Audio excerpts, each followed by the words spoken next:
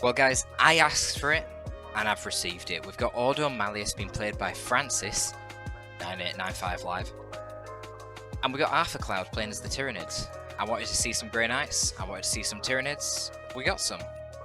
Map is Durillo's Forge, very small map. I feel like that probably helps the Grey Knights quite a lot. Strike Squad could be pretty awkward on this map, if they're really exploiting those line of sight blockers. But on the other hand, you know, Tyranid melee could also be pretty scary. We'll have to see. I think it does favour Grey Knights. I suspect that Francis is probably not too familiar with this map. This would be your natural power normally, and he's not gone for it. Maybe he figured the Strike Squad would get it. He just wanted to be aggressive early on with the Demon Hunter, maybe. But this could bite him in the ass, because the Lictor Alpha is right there. Now the Demon Hunter should beat the Hormagaunts 1v1 anyway, even if the IST weren't supporting, but at the same time the Strike Squad should beat the Lictor Alpha. Oh, this is cute, isn't it? So the IST are helping out the Demon Hunter and the Termagants are coming to help out the Lictor. And losing a Grey Knight, not very nice there. Only one Hormagaunt dead? Oh yeah, this opening definitely favours Arthur. Way less wreck bleed, and he is actually denying him his natural power. So now we can really cement that lead by taking this contested power. Then he owns the 3 of the 4 power maps, power points on the map. And then of course once you're in that situation, you blob up quite a lot and do a big timing push down here, and then you can deny them all their power. So IST and Termagants having a little bit of a firefight, which the Lictor Alpha is going to rudely interrupt. Proceed to kill a few of the IST. Now the Demon Hunter will be able to kill a few of those Termagants were it not for the fact that they're going to hide in the garrison. The concept of Termagants shutting the door and locking out the Demon Hunter is quite hilarious, but there you go. It's going to be 2 strikes for Francis, and it's going to be the Warrior Brood for Arthur. Lictor running out of energy now, so he's no longer infiltrating. Just going to hang around for a little bit, I think. He's hoping to get a special attack to throw the Demon Hunter away, and then prevent the capture of the VP, I imagine. But he doesn't get it, and he's got to back out of that situation. 1 gen so far for Arthur. Has he got any upgrades? No, I don't see any. No. Probably needs to drop down some more gens. Maybe he wants fast Raveners, I'm not sure. Or maybe he wants double Warriors. I think against double Strike Squad, I would be getting double Warriors for sure. And then with the double Warriors, you would typically see the Power Sword on the Demon Hunter as well as the Armour of Fortitude to turn him into a real tanky melee hero.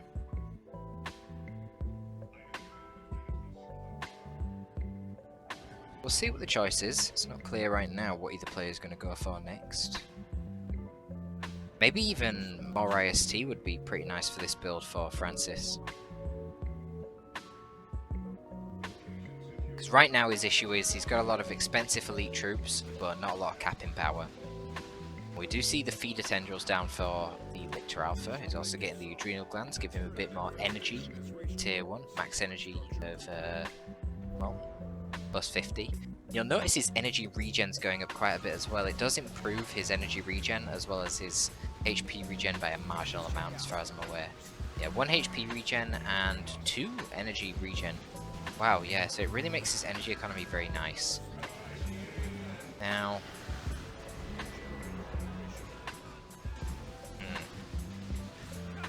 The Lictor Alpha did pull away the Demon Hunter there, who was contributing a little bit of power melee DPS into the fight, and is trying to save his Warrior Brood.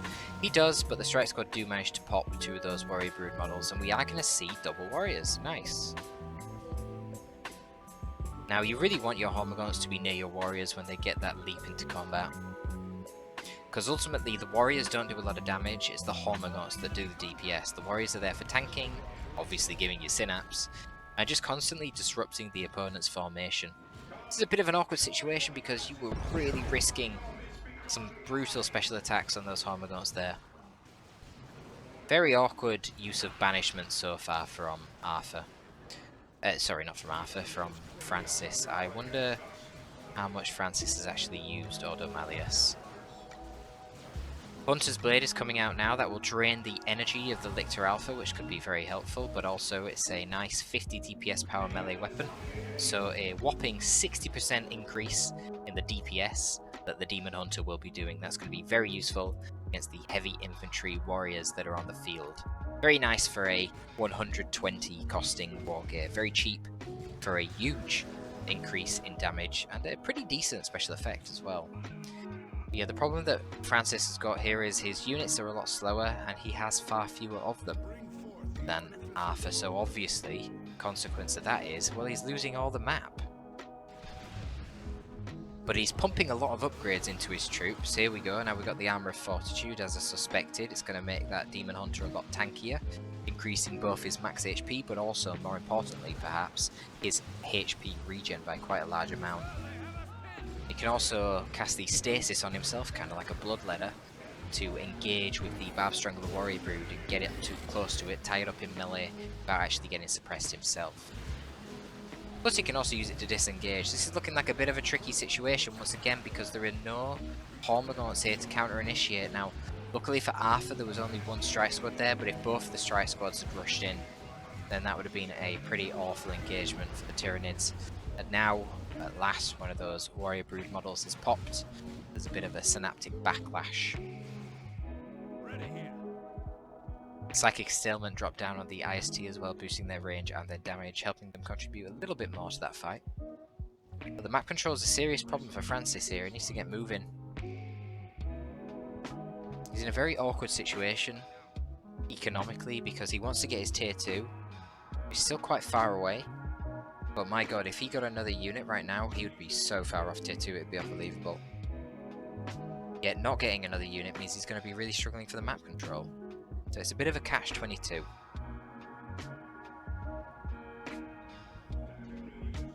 I don't think Francis's strike squad use has been great in this game so far. Leading a lot of models unnecessarily, often engaging too early with one of the squads, where the other one wasn't there ready to support. And it meant that the Tyranids could just deal with them very easily, you know, your knockback from your Termagants, your suppression from your Barb Stranglers. Has he got? Yeah, he's got the Toxin Stacks, so got 2 Crippling Poisons as well.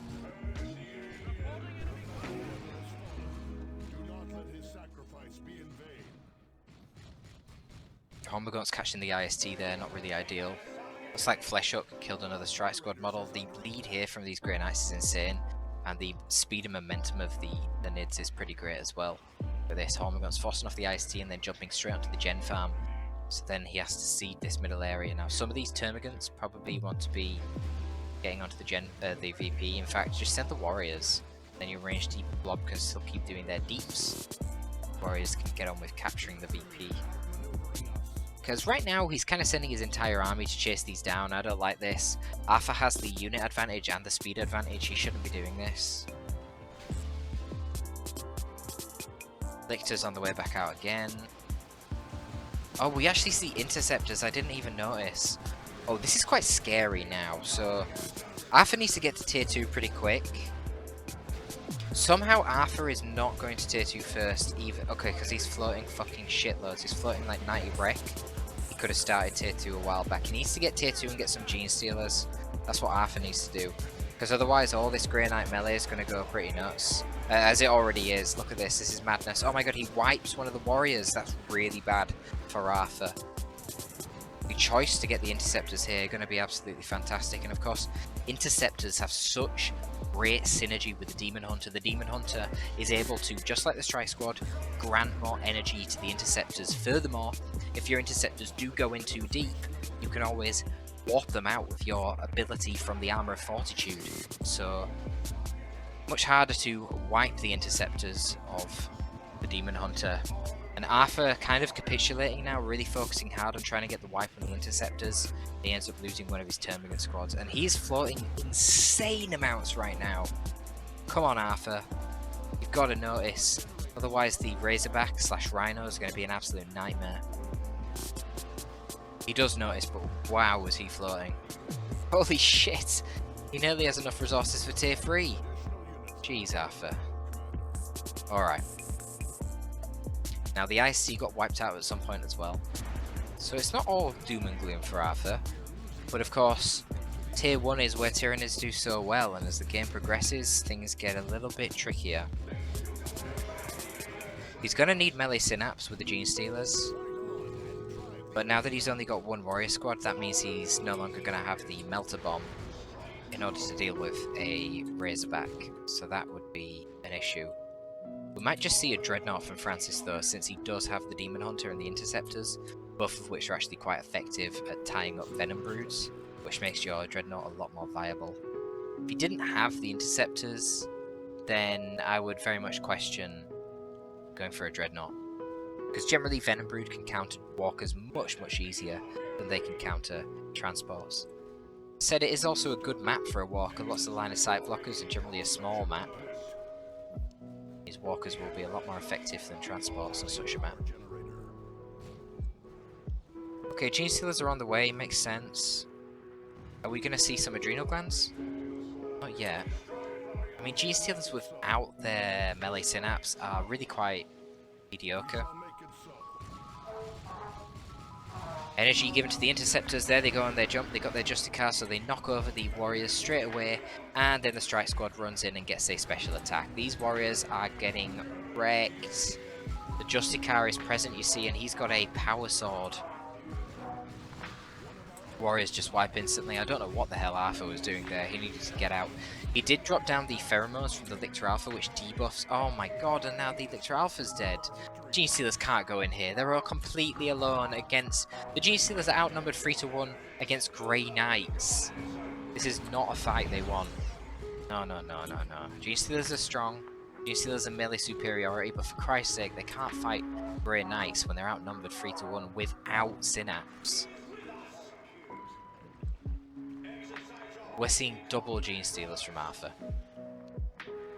Very interesting, but I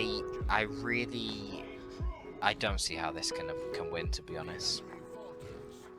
I mean, you just get the Inferno Halberd with the Demon Hunter, Force Glaive. Get that AoE damage and knockback ability, then just punish the Gene Stealers whilst they're on the floor. Not to mention, you just get a Razorback now, and you can pew at these Gene Stealers and kill them very easily with ranged attacks. Yeah, I'm not sure. A bit of a questionable engagement here from Francis when he doesn't have any tools to disrupt the Gene Stealers. That might go poorly. You gotta remember, Gene Stealers have 80 melee skill for whatever reason. They have the highest base melee skill of any melee unit in the game. So they kind of flip the Strike Squad all over the place. And then it's great, when you get melee synapse, they get all the way up to 90. But the problem for Gene Stealers, well, another benefit they have on top of the special attacks is they regen every time they hit you in melee. So if you just stand there and trade melee attacks with them, you're going to get knocked over constantly and they're going to keep healing. The downside of Gene Stealers is they're very fragile, again, especially outside of Synapse. Let's look at HP.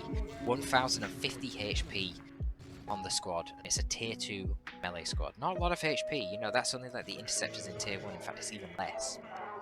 Therefore you counter them by constantly disrupting them, knockback, suppression, shoot them at afar with the suppression, or in melee, constantly knock them over so they're not getting their passive healing when they're hitting you in melee.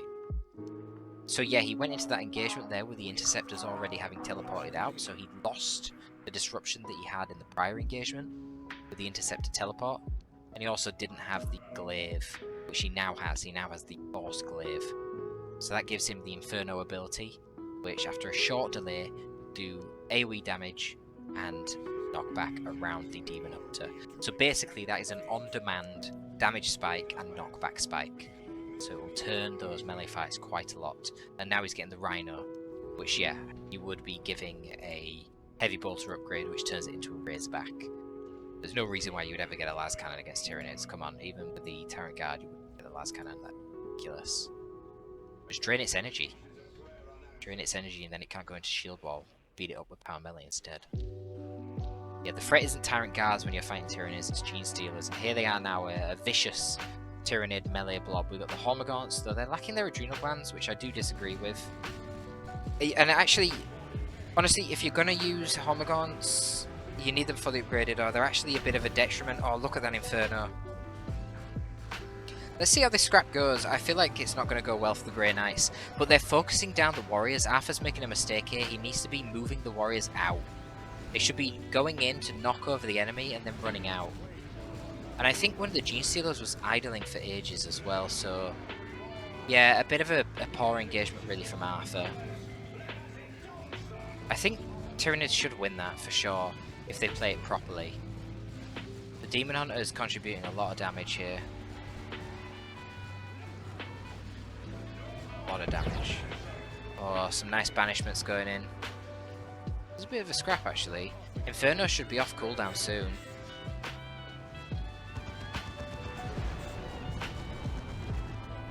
Demon Hunter can give those interceptors even more energy. And I feel like the Grey Knights must have just got so much XP from that. Yeah. This is the problem. Now you've got basically 2 level 4 strike squads and a level 3 interceptor squad. The Demon Hunter himself is level 6. His energy regen is going to be great. His HP is pretty huge. Elixir Alpha's back, but I don't know what he's doing. Was he in that fight? He wasn't in that fight, was he? I think he got him just after the fight ended. And now Arthur's a little bit wreck-starved. So he's gone for the Venom Brood to try and deal with the Rhino. Makes sense, but obviously a good player, you'll never catch a Rhino with a Venom Brood on its own. You need a snare. If you can get some flanks with Rippers or something like that, it could work, but we'll see. This is a tough composition to fight. If I was Francis, I think I would be getting the Librarian next.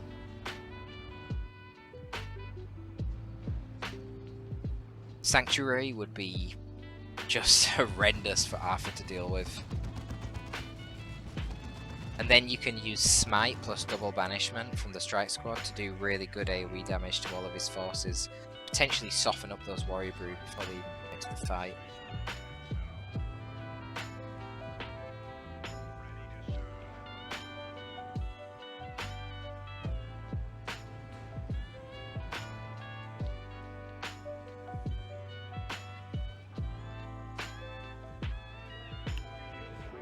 But yeah, going back to what I was saying about the Hormagaunts earlier, the thing with Genestealers is they've got 80 melee skill, right? So if you have 1 melee skill higher than your opponent, then your opponent can never special attack you. You have to have equal or lower melee skill to be able to special attack something. So Strike Squad and Interceptors can never special attack Genestealers. But Hormagaunts are designed to be a ranged counter. Hormagaunts only have 55 melee skill, the lowest melee skill of any melee unit in the game. Basic range units have 50. So the problem is, if you have Hormagaunts in the fight against the Strike Squads will be proccing specials on the Hormers. And then, the specials are AoE, so they're going to end up hitting the Genestealers, which normally would not get knocked over, so it's really problematic. Huge fight right now. I imagine that the Demon Hunter is probably in stasis, yep. And all the Genestealers are focusing on the Demon Hunter. Oh my god. Oh, an absolute disaster for Arthur. What are you doing, Arthur? I mean, this is GG. Yep. Loses his Venom Brood. Warriors get wrecked by the double strikes. So the Genestealers were just focusing on the Demon Hunter because he's seen how low he was, but he didn't realise that the Demon Hunter had entered stasis, so was just casually walking back out, and that entire time, the double strike just wailing on the Adrenal Gland Warriors, and killed them, and then proceeded to wipe the Venom Brood, and now there's a Dreadnought as well, so good luck.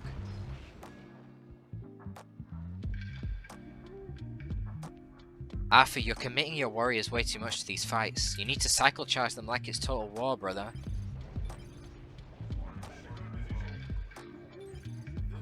Because if they're getting popped and the backlash is triggering, knocking over all those Genestealers, you're going to get wrecked. The Genestealers will absolutely smash the strikes and the interceptors so long as the Genestealers aren't on their ass all the time due to different reasons. That's the problem. You know, drop a pheromones in. Genestealers aren't even expensive. Genestealers are only like 30 rec or sort of 35 rec or something to reinforce.